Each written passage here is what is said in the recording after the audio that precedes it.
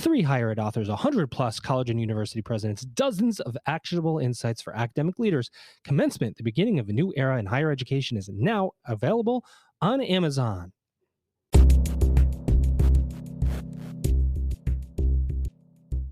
Welcome back, everybody. It's your time to EdUp on the EdUp Experience podcast, where we make education your business. Dr. Joe Slucio back with you, another episode here. We're just third or fourth episode recorded here in 2023. So these guests get the first, they get me fresh off 2 weeks of no podcasting. So I'm full of mistakes.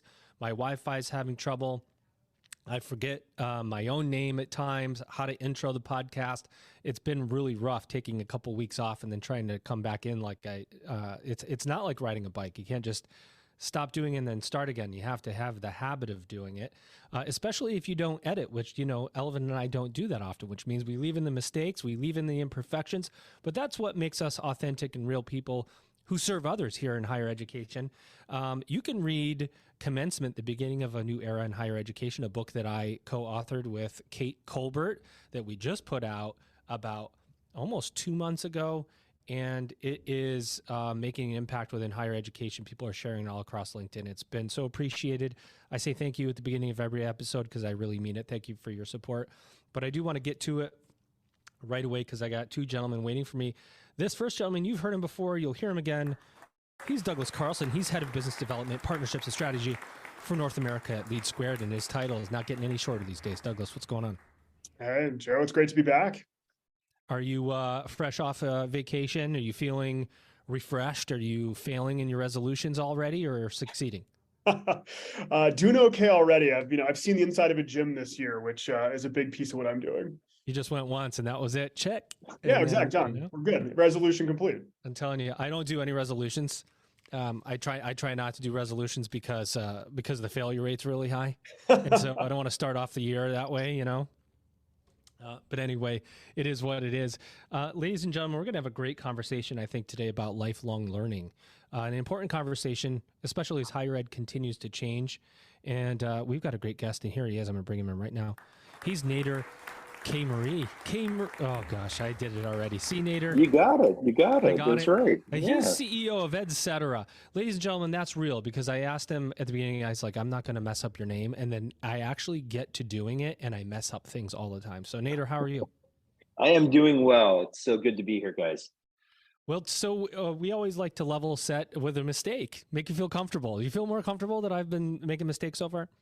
Yeah, I feel a lot more comfortable. I feel like I can make a lot of mistakes now and probably will. So let's get at it. All right. So we're going to get into this right now. Let's level set. What is Edcetera? Where are you? What do you guys do? How do you do it? And then we'll go from there. Yeah, so Edcetera actually is a company that was rebranded. So in the past, it was called PDH Academy. And I came on about a year ago and felt like we needed to do a rebrand because we were expanding into so many different verticals and getting into different product lines that we needed a name that encompassed that a little more. So Edcetera basically is a organization headquartered right outside of Milwaukee that provides 3 categories of products and services. One in exam preparation, so anything from board prep to high stakes exam prep, to pre-licensure, so helping people figure out, all the ins and outs of a subject area if they're looking to get a license, and then continuing education. So once you get your professional license, basically getting the continuing ed. So we only focus on regulated professions, so anything that needs a professional license, and we provide products and services in those 3 areas. Give us a couple examples of careers that need a professional license so we can get an idea of we're talking about. Sure. Medical, education, where are we talking? Yeah, so medical and education are big ones. So in medical, for example, we service veterinarians, dermatologists, ophthalmologists, optometrists, all those different specialties that you typically, take your pet or go to yourself. Those people in healthcare, pretty much every state, you need a professional license in order to operate. And a lot of times it's only in your state. Sometimes you can get them where they cross states. So all of those. But then we also get into skilled trades. So things like a home inspector. The guy comes and inspects your house, typically needs a professional license in most states. Real estate agent, electrician, plumber, all those different professions basically that people have where we use quite often need a professional license, cosmetologists, and then even architects and engineers and things where you need a degree and a license. So those are the more professional positions. So we have, content and products for all of those as well. So it's kind of like licensure, like a spectrum of training, right? You do pre-licensure training, continuing education. These professions, they need to upgrade all the time, right? They got to stay relevant with continuing education credits, or whatever else, depending on what the state regulations are. Because in higher ed institutions can also offer some of these things. I don't think they do it as effectively as companies who are targeting this type of education. And you hear it all the time, like, oh, I got to get my CEUs. Oh, I got to go do this. I got to do that. And there wasn't a lot of design around it. I found through the years, I've been in higher ed for like 20 something years, and there was never a lot of design around it. People didn't know where to go to get certifications, credits sometimes, or how to prepare for an exam.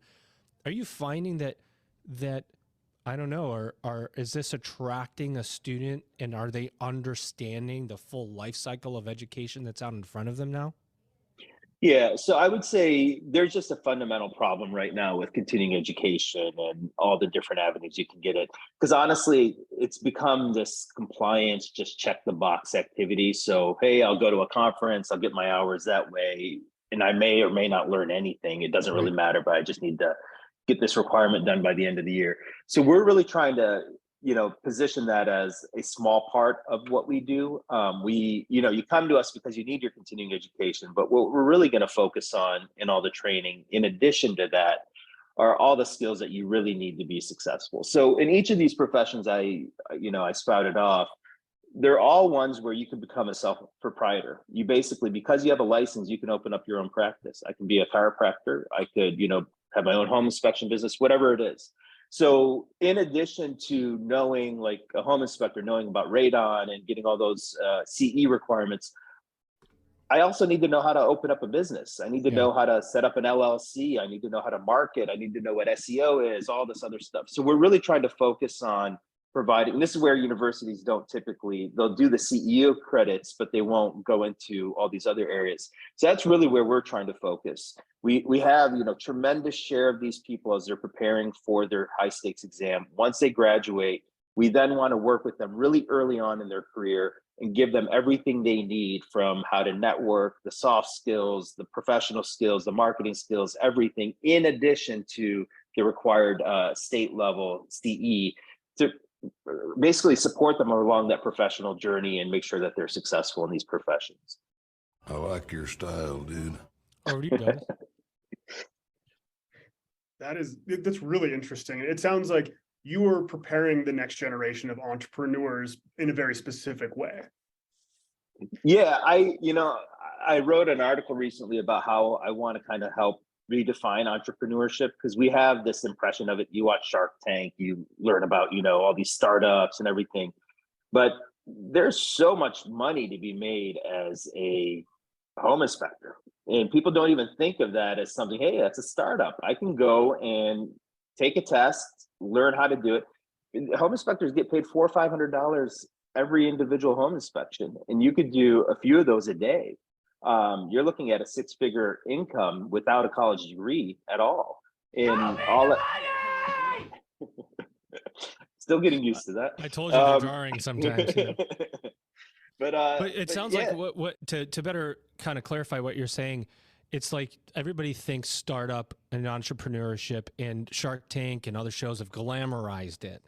It's like this glamour, like if you're an entrepreneur, you must be Mark Cuban. You must have to be Mark Cuban. And the reality is you can be an entrepreneur, make an outstanding living, and the glamour is really TV. It's TV glamour. The reality is different.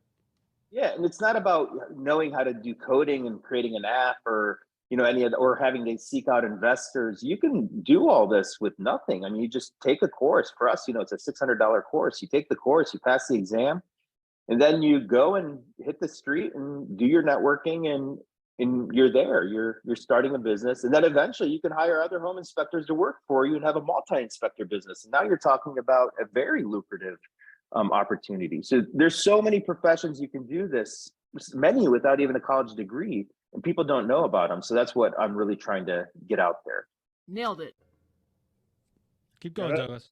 Yeah, that's incredible. And what we've seen over the last decade, it's been such a push. You have to go to college, and there's absolutely a great reason to do that. But what it's done is just left this gap where we need more plumbers, we need more electricians, we need more home inspectors.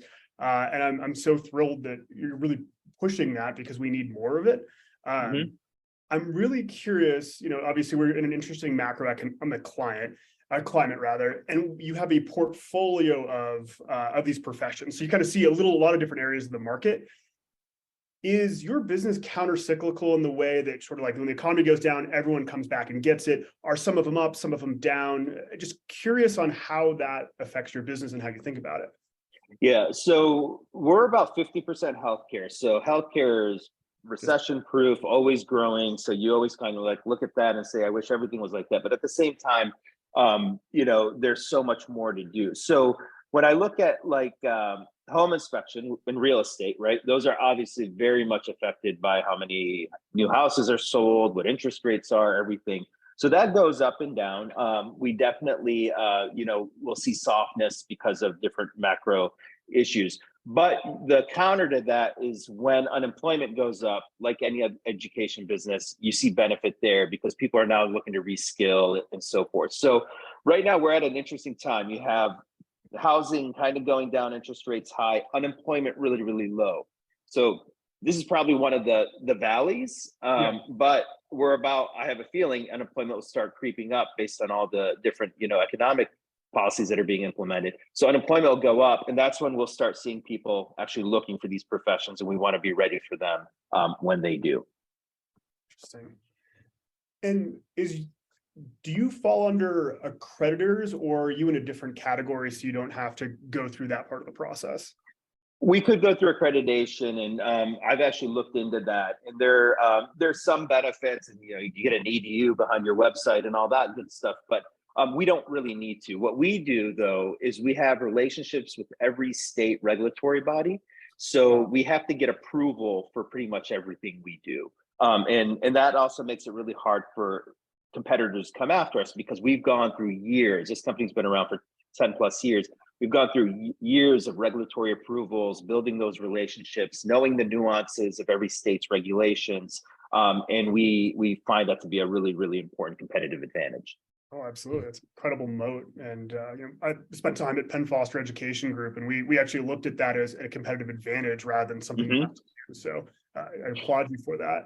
And part of the reason I asked the question as well as kind of lead to the next question is, how do you think about outcomes and success? And sometimes accrediting bodies force you into sort of a box of what success means. And so I'm really curious about how you think about it.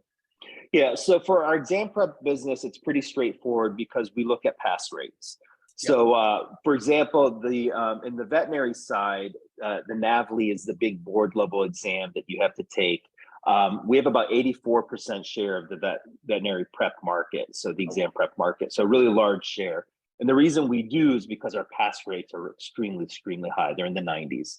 And so we look at pass rates, we look at the national average or the international average for the pass rate for a specific board level exam. And then we look at our own pass rates, and we're always trying to improve on that. So that's what we do there. I would say on the continuing education side, it's really the outcomes are the NPS scores, the customer satisfaction, how many of them repeat business with us and keep coming back to us. So that's how we see that. In the future, I really want to look at the employability of the professionals, their upward mobility, all those different things, because that's what we're trying to influence now beyond CE. I love that. Let me just jump in 1 second, Douglas. You're monopolizing. That's okay. You can do that. You're on. I think there's just one question here that I have, which is, where's the target market for you? Is it the employee? Because you could partner with universities and offer these certifications as a part of a income share agreement or revenue share.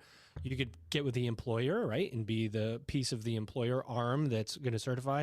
And then there must be individual students that find you through SEO, through search, or whatever. Right. Is it a 3-pronged marketplace for you, or is there focus? It is. So we've been predominantly direct to consumer over the years.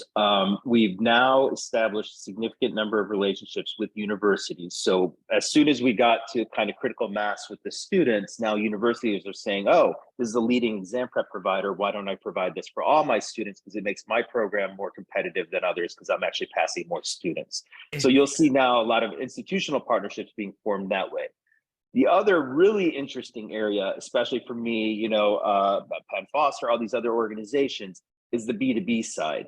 And the reason that's really interesting is we're in professions where there is a dearth of labor. So we actually, every single vertical we've picked, there's a shortage of people in more jobs than there are people. So there's a shortage of veterinarians, there's a shortage of optometrists, of all these home inspectors. There's a shortage of home inspectors out there. So what that does is it creates opportunities. Since we have so much share of the prep market, big employers like big networks of veterinary hospitals want to work with us because we have the next generation of students and next generation of candidates and employees, and that we can help skill them and get them ready for the workforce. So that's where it's creating a lot of B2B opportunities for us right now and where all of our discussions are happening. Oh, interesting. Are you working with like the Banfields and VCAs of the world? We are. We actually, VCA, Banfield are big clients of ours. We just signed a very large agreement with Mission Veterinary Partners where we're helping them reach students who are about to pass the exam. So there's a lot of opportunity there. And then you also have sponsors. So you have people who want to sponsor webinars, sponsor parts of the product and so forth in order to just get their brand out there. So it could be a pharmaceutical company that's looking to reach dermatologists. So we have access to them and that's what they do. Got it.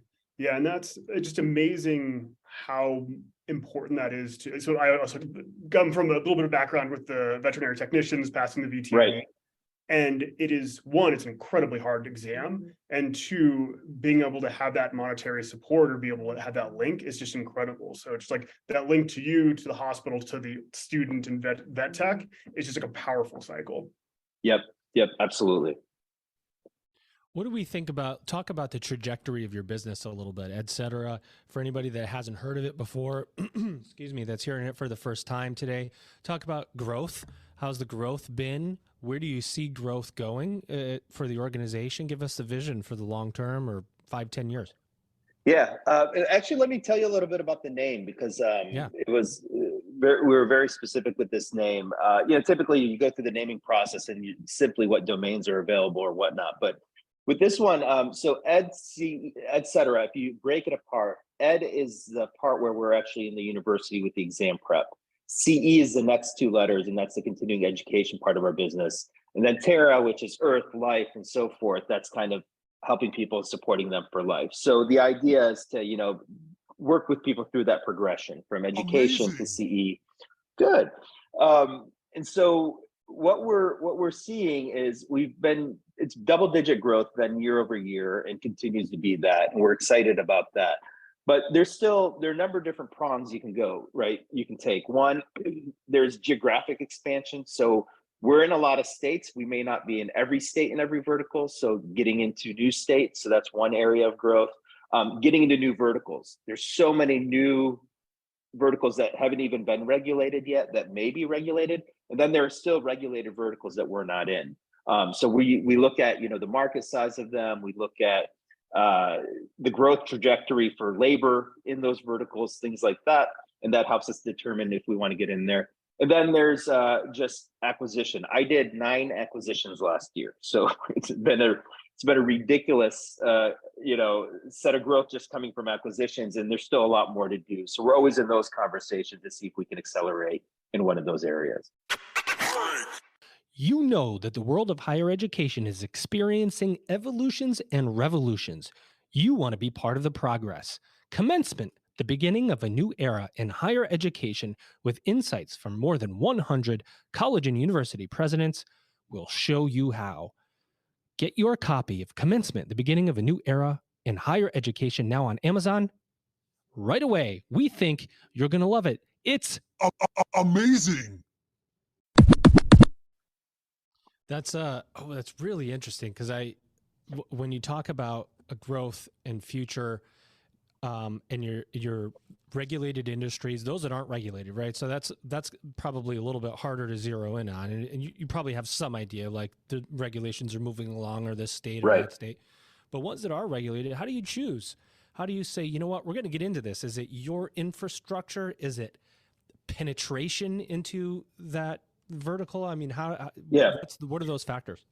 Yeah, I actually have a checklist that we kind of do, a test on each vertical to see if it fits the bill. One, is it regulated, right? If it has to be regulated. Two, there has to be a labor shortage. So definitely a need for future employees. And then there has to be growth in the number of people entering the profession in the future. So we look at that. The other big thing is there's some regulated professions that have online training and some that have a requirement for almost all in-person training. We try and shy away from the ones that are all in person, because that's actually where community colleges fit in. That's where some other players who have a big infrastructure of facilities and franchises all over the country, they're better suited to serve that. So we're about 85% online, 15% live hybrid. And that's just because some of our verticals have very specific states that have in-person. We're willing to do those. So we look at all those different criteria. The other big one is the fragmentation of competition. So I don't want to go into a vertical if there already is a huge dominant player like a Kaplan or whoever else that's already doing everything they need to do in that space. We're looking for ones where it's a lot of mom and pops who have set up different businesses here and there, because then we feel like we can have a better impact for the students and the customers. It's a lot to consider. And the labor shortage piece is interesting, because I get that part, right? You want to have, there's a labor shortage, you're going to offer something, there's going to be more people coming into that profession, so it ensures that you have the pipeline. But are there any verticals where you go, they're just maybe it's an oversaturated career, but there's a requirement of some kind that has to be met for CEUs or for training? Or is it the growth careers, or is it what you would consider the stable career? Is that a determining factor for sure? Do you ever consider something that's got maybe a little bit of a smaller market share in terms of student body, but you know that it's never going away, it's going to be a continual pipeline of students? Yeah, we look at it. It's just really, it's how much value can we add to that, and then how much will this vision that we have of kind of serving the life of the career apply in this specific vertical? Are we able to build a community of professionals? Are we able to give them life skills beyond CE? Are we able to access this community? So those are some of the other things that go in there. So some things just fall out of the mix just because of that. But yeah, absolutely. If it's stable and it's not tremendously growing or anything like that, we can still look at it. And we actually have some of those verticals right now, but they're just not going to rise to the top of the list in terms of our priority. And it seems like you have done a really nice job of not only talking about lifelong learning, but actually putting in pieces that are very tangible to make that happen. And what's interesting, a lot of the audience of this podcast is traditional higher education, which the holy grail, or kind of where it's going in a lot of ways, is like, getting people to come back and not just having, your 4 years and you're done. Right. Do you have any advice for more traditional schools if they want to transition to that model? Are there things they should be thinking about? Are there things they should stay away from? I'm just really curious. Yeah. Yeah, I think, and I've worked my entire career working with higher education, have tremendous respect for higher education. I think where sometimes where there's a disconnect is just, there is a real disconnect between practitioners, the workforce, and what happens in the classroom. And I think the more that higher education makes those connections and those tentacles into the actual community and into the industry, the better they're going to evolve to serving them beyond just those required 4 years or 2 years or whatnot. So I think that's where that kind of corporate education connection needs to happen with higher ed. And that's what will allow them to do what we're doing. Because honestly, everything I do is delivered by practitioners. That's the other thing that, we talk about, like life skills. Well, you can go get sales training from someone who does sales training and software or whatever. A veterinarian doesn't want to hear from that person. A veterinarian wants to hear from another veterinarian who has advice on how to do marketing and sales and so forth. So that's what we do. We deliver everything from actual peers. So it's important to do that, one, for credibility, two, for relevance. And that's something that I think higher ed and other places would have to do in order to have people coming back and staying with them throughout that continuum. Yeah, I think that's such a compelling point of just, people who are actually doing it. Maybe they're not marketers themselves, but they have figured out how to do it in their own veterinary hospital, for example. Yeah, because I'll listen to that person just because they know what I face on a daily basis. They know that I have like 3 minutes of time to actually look at and update the website. And so they're not going to give me all these ideas that are just not practical and something, things I can't implement in my day to day. What about let's talk about M&A a little bit. You said 9 acquisitions, right? Mm-hmm. It's so there's leadership on a pretty high scale that you're maintaining, people, business, future, acquisition. It's all different kind of work.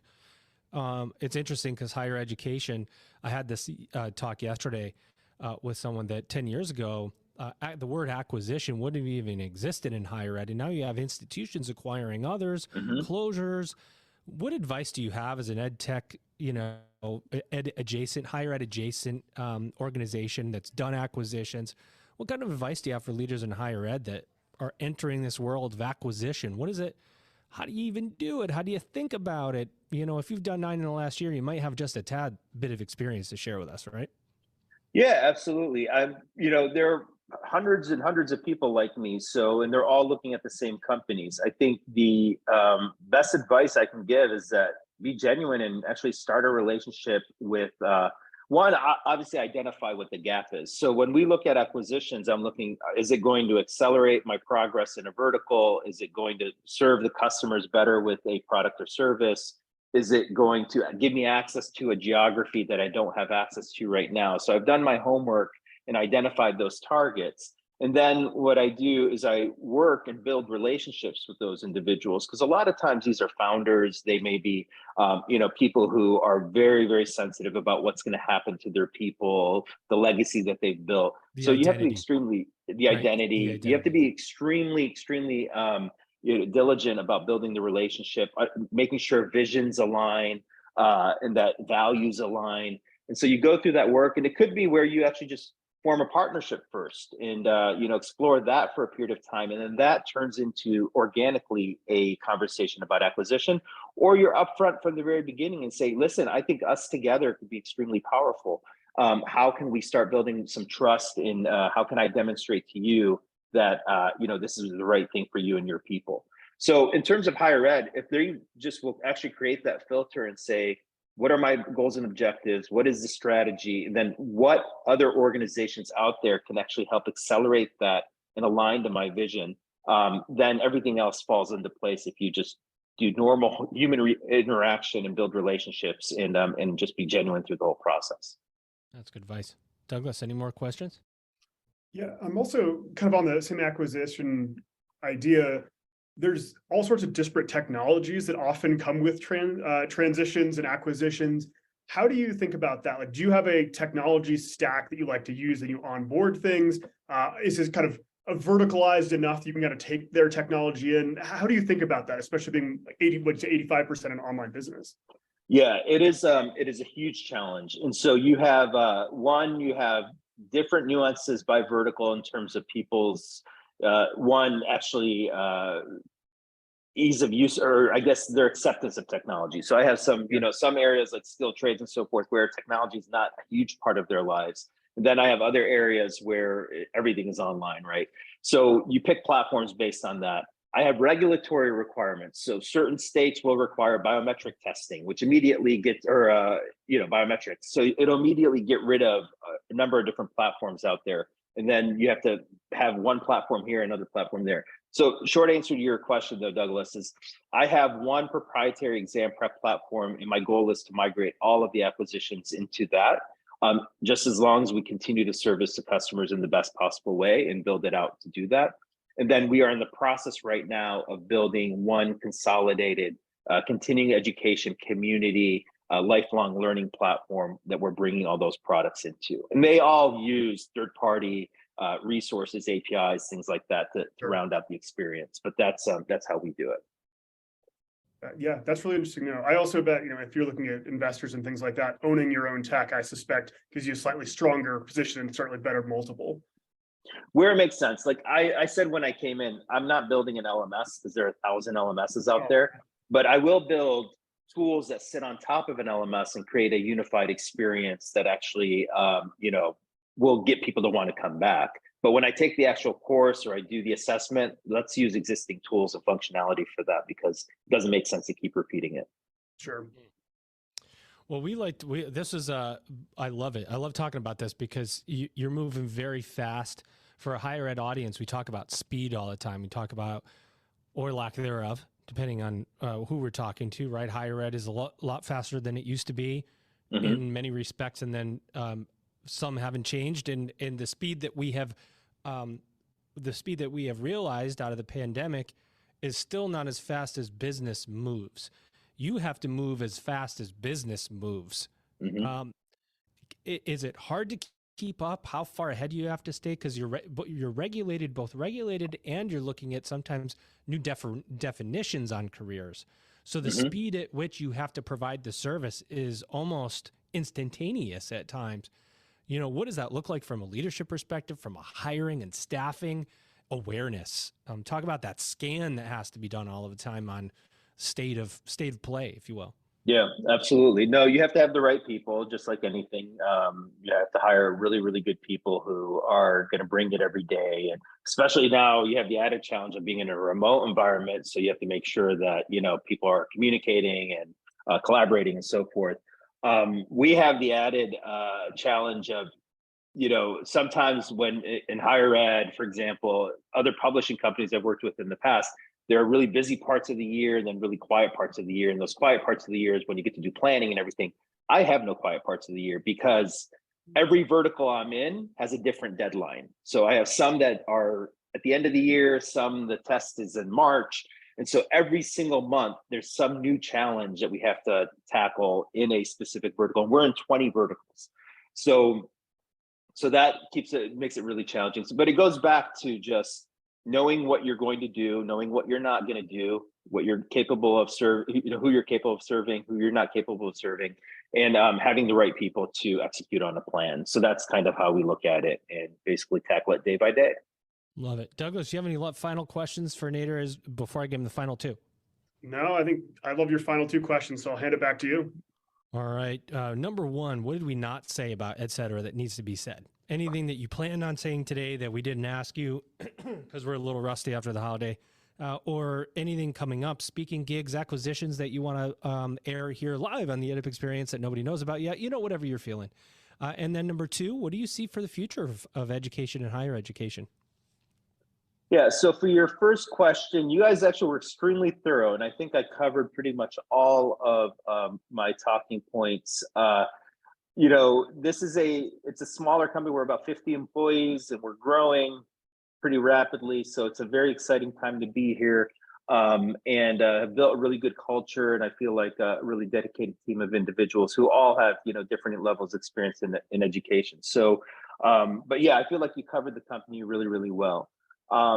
For the future, it's just really doubling down on this concept that we could help people be successful in their professions. And it doesn't matter if you have a college degree or a graduate degree or high school degree or no degree, but helping people find the pathway that's necessary to whatever their definition of success is.